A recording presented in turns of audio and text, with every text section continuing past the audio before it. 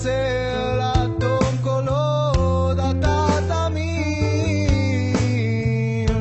תלמד לוותר ואל תוותר על החיים, כי בחיים הכל עובר מטעויות, למד והשתפר. מה שקולך הפנימי אומר זו האמת שלך. לא לסלוח, זו לא חולשה מצורפה בדרכך, ודע את כל הסובב אותך.